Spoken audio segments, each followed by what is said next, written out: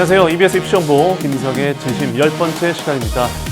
이번 시간부터는 2027 대학 이제 수시 전형 시작이잖아요. 수시 전형 전체적인 부분들을 일정부터 시작해서 각 전형별 특징 그리고 일반 대학만이 아니라 전문 대학까지 쭉 이어서 한번 강의 진행해 보도록 하겠습니다. 그 첫 번째 시간입니다. 수시 지원 횟수와 일정입니다. 기본적으로 우리가 어떤 식으로든 간에 수시를 지원하는 데 있어서 어떤 일정이 있는지 그리고 일정에서 우리가 얼마나 몇 회나 쓸 수 있는지 가장 기본적인 것들이죠. 기본적인 내용 한번 시작해 보도록 하겠습니다. 자, 9월 수시 모집 시작입니다. 그리고 1월에 정시 모집 그리고 2월 추가 모집이 있는데요.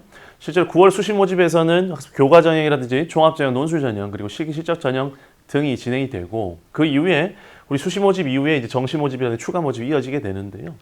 우리 수시 모집에서는 기본적으로 6회 지원 제한이라는 게 있죠. 그래서 학생부 교과 전형이든 종합 전형이든 그리고 논술 전형이든 실기 실적 전형이든 그걸 막론하고 우리가 최대 일반 대학을 지원한다고 했었을 때는 기본적으로 6번 쓴다라고 생각하시면 되겠습니다. 근데 이 6번이라는 게 꼭 대학을 다 달리해야 된다는 건 아니에요. 보통 그런 것들도 착각하는 경우들이 있는데 내가 정말 이 대학에 가고 싶다면 이 대학의 교과 전형도 쓰고 종합 전형도 쓰고 논술 전형도 쓰고 실제로 한 대학에 5장, 6장 쓰는 친구들도 있거든요. 그렇기 때문에 이 횟수 제한이라는 거는 말 그대로 어떤 전형에 지원하는 어떤 횟수라고 생각하시면 되겠고 대학의 횟수하고는 좀 차이가 있다라고 알고 계시면 되겠습니다. 그리고 수시 지원에서 만약에 합격을 하면 수시 지원 이후에 정시 지원을 할 수가 없죠. 수시에 합격하면 수시에 등록을 해야 된다. 그런데 수시에 합격하지 못했거나 또 수시에 지원하지 않았을 경우는 이제 정시 지원으로 넘어가게 되고 정시에서는 이제 가나, 다군 각 군별로 한 회씩 지원할 수 있습니다. 역시나 마찬가지로 정시에서도 만약에 혹시라도 합격을 못하거나 또는 정시 지원을 안 했다면 추가 모집까지 지원이 가능하고요. 심지어 이 정시에서는 또 조금 차이가 있는 게 합격했음에도 불구하고 등록을 하지 않았다면 추가 모집에 지원할 수가 있습니다. 여기 보시는 것처럼 수시 모집 합격 방금 말씀드렸던 것처럼 정시 추가 모집 지원이 불가하다는 거 등록을 포기했다 하더라도 모두 지원이 불가합니다. 근데 가끔 그런 친구들이 있어요.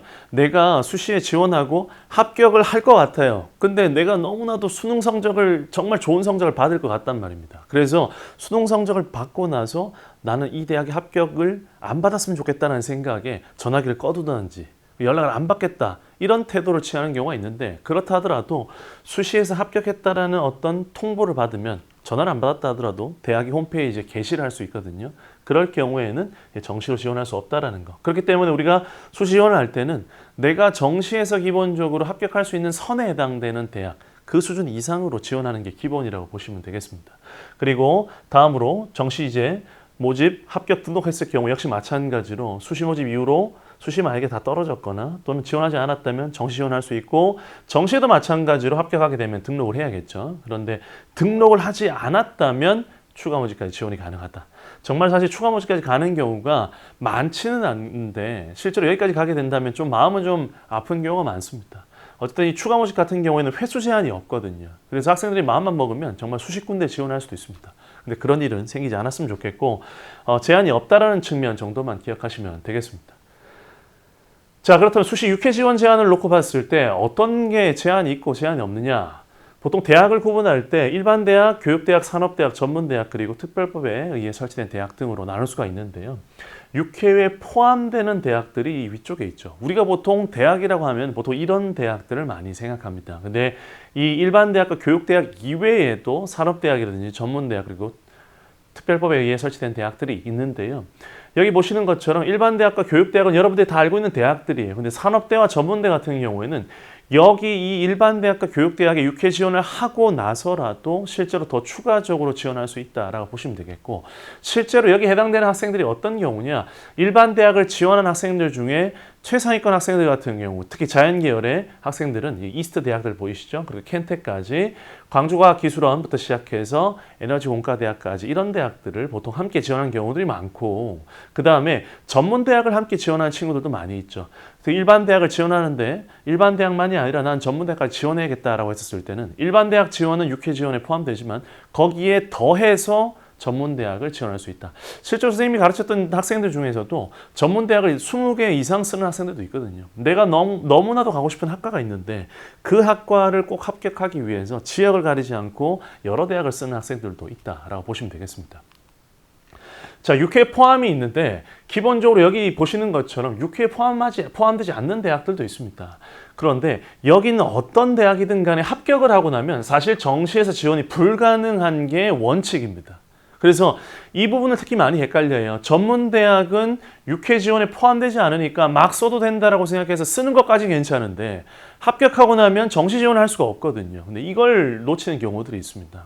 주의하시면 되겠고, 그런데 이 특별법에 설치된 이런 대학들은 실제로 6회 포함에 되지 않을 뿐더러 합격했다 하더라도, 이 대학에 합격했다 하더라도 내가 정말로 정시 성적이 잘 나왔다라고 하면 정시에도 지원이 가능합니다. 그래서 사실 이런 경우가 좀 많지는 않은데 이런 경우도 있기 때문에 이 부분들 혹시 지원할 대학들이 있다면 놓치지 않으셨으면 좋겠습니다. 그리고 포항공과대학교 같은 경우에는, 포항공대 같은 경우는 학생들이 또 특히나 이 기술원을 과학기술원을 함께 지원하는 학생들이 좀 놓치는 경우들이 뭐냐면요, 사립대학이거든요. 그래서 여기 포항공과대학 같은 경우는 수시지원 6회에 포함이 됩니다. 일반 대학이다라고 보시면 되겠거든요. 그래서 여기 지원을 하는 학생들이라면 포항공대 지원할 때 이 부분을 좀 유의하시면 좋겠습니다.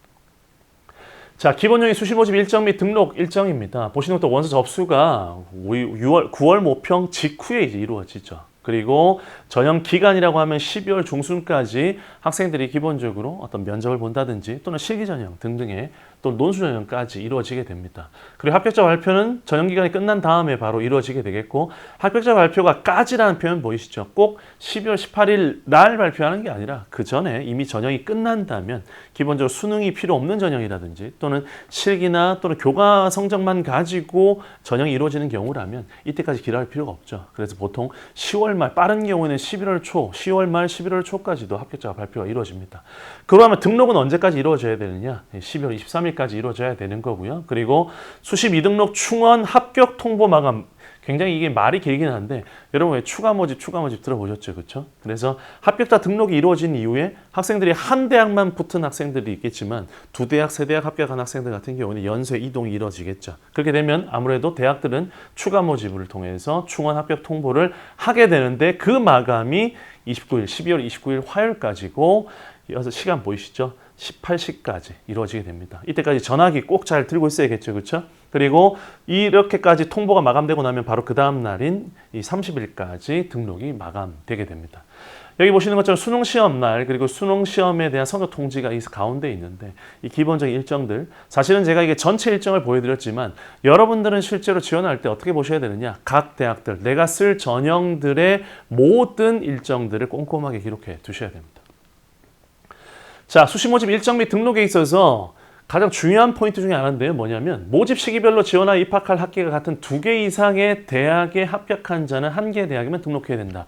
쉽게 얘기해서 여러분, 이 강의 왜 보고 계시죠? 내년 27년 3월 2일 날 입학하기 위해서 그렇잖아요. 그렇죠? 그렇다면 한 대학에만 입학해야 되잖아요. 한 대학에만 등록해야 된다는 겁니다. 문서 등록이 됐든 예치금이 됐든 기본적으로 어떤 대학이든 간에 한 대학만 등록해야 되는데, 그게 가장 중요한 포인트가 바로 이 부분입니다. 대학에 등록한 자가 이렇게 한번 보겠습니다.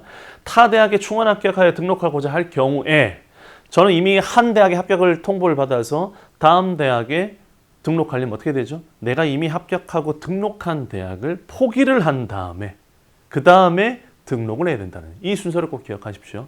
내가 한 대학에 이미 합격하고 등록을 했습니다. 그런데 내가 정말 가고 싶은 대학에 다시 또 연락이 왔어요. 그럼 어떻게 될까요? 아, 예, 알겠습니다. 감사합니다. 등록하겠습니다. 라는 얘기를 하고요. 그 앞 대학에 미리 전화를 해서 저는 이렇게 해서 등록을 포기하겠습니다. 그 다음에 두 번째 받은 전화, 그 대학에 등록을 하시면 되겠습니다. 이 순서를 꼭 기억하셔야 되고요. 자, 그 다음에 수시 원서 접수 준비하기, 굉장히 복잡한 표인데 제가 사실 첫 강의 때 보여드렸던 표입니다. 근데 제가 말씀드리고 싶은 게 이제 8월과 9월에 대한 이야기입니다. 원서 접수를 제대로 준비하려면 여러분 지금 뭘 하셔야 되냐면요, 기본적으로 학생부에 대한 최종 점검 및 확인을 하셔야 돼요. 그리고 8월 말까지 여러분들의 학생부에 대한 내용들을 기본적으로 수정할 수 있는 기한이 주어지게 됩니다. 학교에서 선생님 말씀 잘 들으시고 학생부에 대한 최종 점검 및 확인하시기 바랍니다. 그리고 원서 접수 시스템에 대한 기본적인 가입이 필요하고요. 그리고 수능 원서 접수를 해야 됩니다. 여러분, 원서 접수 시스템은 수시 원서 접수 시스템을 얘기하는 거고요. 여기는 수능 원서 접수는요, 여러분들이 수능에서 어떤 과목을 선택할지에 대한 부분들에 대한 원서 접수를 얘기하는 겁니다. 그리고 9월 모평에 대한 냉정한 판단이 필요합니다. 모평 보시잖아요. 모평 보고 나면 내가 실제로 이 정도 성적으로 어느 대학까지 지원할 수 있을지에 대한 판단, 정시에 대한 판단을 한 다음에 그리고 수시에 대한 지원을 하셔야 됩니다. 만약에 현실을 외면한 지원을 하게 되면 아무것도 배울 수 있는 게 없어요. 그리고 기본적으로 6장의 카드가 기본이라고 본다면 이 6장의 카드 중에서 적어도 2장 정도는 땅에다가 발을 붙이고 원서를 쓰기 바랍니다. 전부 다 우주 상향만 해서는 안 되겠죠. 그래서 이 부분을 꼭 기억하시면 좋겠고, 다른 부분은 모르겠지만 이 기본적으로 여기 나와 있는 이 내용들, 한번 8월, 9월에 있는 내용들 중에 나한테 해당되는 내용이 뭐가 있는지 한번 살펴보시면 좋겠고, 기본적으로 원서 접수 시스템, 수시 학생부 마무리, 그리고 학교장 추천장에 대한 후보 선발에 대한 이야기들도 학교에서 많이 이루어질 겁니다. 그런 부분들까지 꼼꼼히 좀 살피시면 좋겠습니다.